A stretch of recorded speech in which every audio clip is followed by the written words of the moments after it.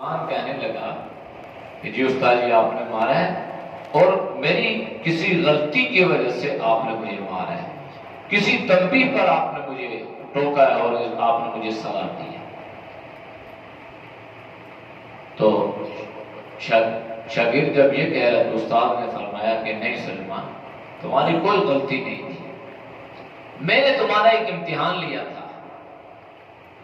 اور امتحان تمہارا یہ تھا کہ میں تمہارے دل کی دنیا چیک کر رہا تھا کہ تمہارے اندر ادب ہے یا نہیں ہے، کہیں تمہارے اندر اس پڑھائی کی وجہ سے، قابلیت کی وجہ سے، علم اور فہم اور فراست کی وجہ سے، ذہانت اور فطانت اور متانت کی وجہ سے تمہارے اندر کہیں کوئی شرک یا تکبر یا بڑائی یا فخر تو نہیں پیدا ہو رہا تو تم اپنے آپ کو بڑا سمجھنے لگے ہو، اس لیے میں نے تمہیں مارا تھا۔ میں تمہارا تکبر، تمہارا دل کا امتحان لے رہا تھا، اور جاؤ سلیمان تم اس امتحان میں پاس ہو گئے ہو، اللہ تمہارے نام کو قیامت تک زندہ رکھے گا۔ یہ ادب ہے۔ تو عام انسانوں کا ادب کرنے میں اللہ اتنا مقام دیتے ہیں، تو جنہوں نے اللہ کے نبی کا ادب کیا ان کو اللہ نے کتنا بڑا مقام عطا کر دیا۔ تو اللہ نے اس سورۃ الحجرات میں آداب بیان کی، اور سب سے پہلے نبی کا یا ایھا الذین آمنوا لا تقدموا بین یدی اللہ ورسولہ واتقوا اللہ۔ نبی کے آگے بڑھنا نہیں ہے، نبی کے آگے چلنے کی اجازت نہیں ہے، نبی سے آگے بڑھنے کی اجازت نہیں۔ اچھا، نبی جب موجود تھے تو یہ ادب تھا، جب آپ چلتے تھے تو صحابہ آپ کے پیچھے چلتے تھے، آگے نہیں چلتے تھے۔ جب آپ دنیا سے تشریف لے گئے تو پھر ادب کیا ہے؟ پھر ادب یہ ہے کہ نبی صلی اللہ علیہ وسلم کے فرامین سے آگے نہیں بڑھنا، اللہ کے نبی کے جو اقوال ہیں ان سے آگے نہیں بڑھنا۔ سب سے بہترین قول، سب سے بہترین احسن الحدیث جس کو کہا گیا کلام اللہ کے بعد، وہ آپ صلی اللہ علیہ وسلم کے اقوال ہیں، ان سے آگے نہیں بڑھنا۔ بس جہاں صلی اللہ علیہ وسلم کی بات آ جائے، جہاں آپ کی حدیث مبارکہ آ جائے، جہاں آپ کی شریعت کی بات آ جائے، جہاں آپ کی سنت کی بات آ جائے، وہاں خاموش، اور ان باتوں کو چھوڑ کے ان میں تعویلات بھی نہیں کرنا، اور سنت کے مقابلے میں خدا نخواستہ کسی رسم اور بدعت کا پرچار بھی نہیں کرنا، ورنہ قرآن تو قیامت تک کے لیے ہے نا، قرآن قیامت تک کے لیے ہے۔ لہذا جب آپ ہیں تو آپ کا ادب یہ ہے کہ آپ کی ذات سے آگے کسی کی ذات نہ ہو۔ جب آپ دنیا سے تشریف لے گئے پھر ادب یہ ہے کہ آپ کی بات سے بڑھ کے کسی کی بات نہ ہو۔ یا ایھا الذین آمنوا لا ترفعوا اصواتکم، غزوہ احد میں جب ہر طرف سے تیروں کی بارش ہو رہی تھی تو حضرت طلحہ رضی اللہ تعالی عنہ وہ ڈھال بن گئے، اور ڈھال بننے میں ایسا نہیں کیا کہ ان کی پیٹھ نبی صلی اللہ علیہ وسلم کی طرف ہوتی اور دشمن کی طرف چہرہ ہوتا، اور وہ ہاتھوں سے اور زروں سے اپنا بچاؤ کرتے، بلکہ میدان جنگ میں بھی انہوں نے آپ صلی اللہ علیہ وسلم کے ادب کا خیال کیا، آپ صلی اللہ علیہ وسلم کی طرف اپنا منہ کر دیا اور دشمن کی طرف پیٹھ کر دی، اور دشمن کے سارے تیر آپ کی پیٹھ پہ لگے اور آپ جام شہادت نوش فرمائے، اور گوارا نہیں کیا کہ حالت جنگ میں بھی میری پیٹھ، میری پشت نبی صلی اللہ علیہ وسلم کی ذات کی طرف ہو۔ تو یہ ادب تھا، اور آواز اونچی نہیں کرنی، لا ترفعوا اصواتکم۔ مدینہ طیبہ کا لحاظ اب بھی ہے، اور وہاں بھی روضہ رسول صلی اللہ علیہ وسلم کی جالیوں پہ یہ آیت لکھی ہے، یا ایھا الذین آمنوا لا ترفعوا اصواتکم فوق صوت النبی۔ ہمارے بزرگوں کا حال یہ تھا کہ مدینہ طیبہ میں اتنا خیال کیا کرتے تھے کہ انسان سوچ نہیں سکتا۔ مولانا حسین احمد مدنی رحمۃ اللہ علیہ نے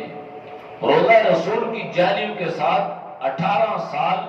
حدیث نبی صلی اللہ علیہ وسلم پڑھائی، 18 سال روضہ رسول کے سامنے بیٹھ کے حدیث شریف پڑھایا کرتے تھے۔ اور کبھی کبھی جیسے ہم کہتے ہیں نا قال نبی صلی اللہ علیہ وسلم قال رسول اللہ صلی اللہ علیہ وسلم، تو وہ فرمایا کرتے تھے قال رسول اللہ صلی اللہ علیہ وسلم ھذا رسول اللہ صلی اللہ علیہ وسلم، یعنی آپ کے مقبرے کی طرف اشارہ کرتے کہ صاحب مقبرہ نے یوں فرمایا، ایسے یہ تو ایسے بیٹھ کے پڑھایا کرتے تھے۔ تو جب صبح سے دوپہر تک پڑھاتے نا تو دوپہر کو اٹھتے، جوتی اپنے بغل میں دیتے اور دور نکل جاتے۔ شاگرد دیکھتے رہے کہ استاد محترم کہ یہ معمول بن چکا ہے، اور روزانہ اسی طرح جوتی بغل میں اور تیری کے ساتھ جو ہے یہ کہیں دور چلے جاتے ہیں اور بڑی دیر کے بعد واپس آتے ہیں، وجہ کیا ہے؟ بڑے عرصے بعد بات پوچھ لیا تو پہلے انہوں نے بات کو ٹالا، بتانا نہ چاہا، لیکن جب شاگردوں نے اصرار کیا تو جھوٹ بھی نہیں بول سکتے تھے۔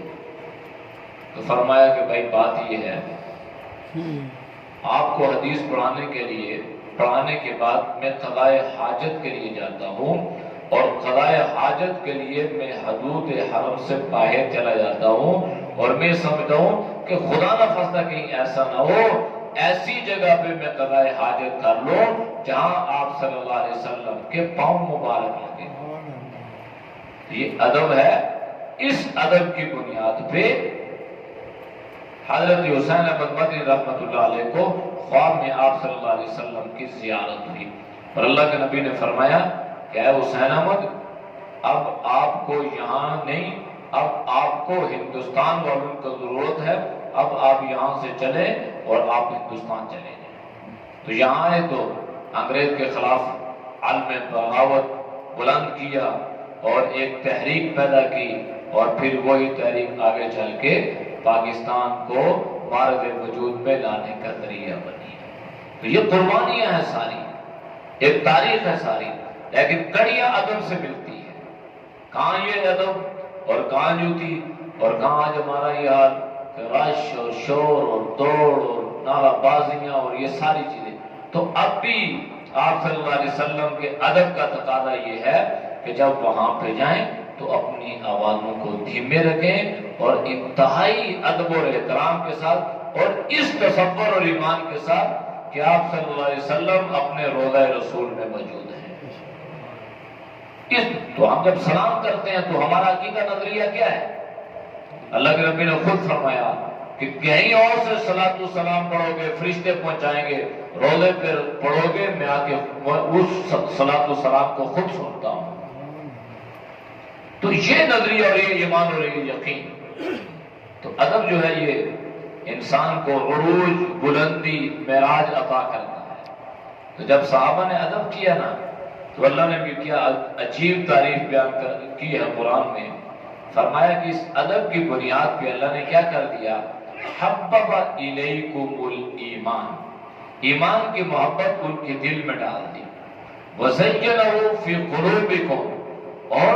ان کے دل کو ایمان سے اللہ نے مزین فرما دیا، صحابہ کے دلوں کو ایمان سے اللہ نے منور کر دیا۔ وَكَرَّهَ إِلَيْكُمُ الْكُفْرَ وَالْفُسُوقَ وَالْعِصْيَانَ، اور کفر اور فسوق اور نافرمانی کی نفرت اللہ نے صحابہ کا دل میں ڈال دی، اور پھر فرمایا اولئک هم الراشدون، یہ سارے کے سارے ہدایت یافتہ تھے، فضلا من اللہ ونعما، یہ اللہ کا فضل اور اللہ کا احسان ہے، اس لیے کہ اللہ بہترین جاننے والا ہے۔ تو یہ مختصر سی بات اور مختصر سے واقعات میں نے بیان کیے ادب کے اعتبار سے۔ آج ہمارے معاشرے میں اس کی کمی ہے، ہمیں خود بھی چاہیے کہ ہم دوسروں کے ادب و احترام کا خیال کریں، اور ہم اس چیز سے اپنی اولاد کو بھی آگاہ کریں۔ اللہ ہم سب کو اس پر عمل کی توفیق نصیب فرمائے۔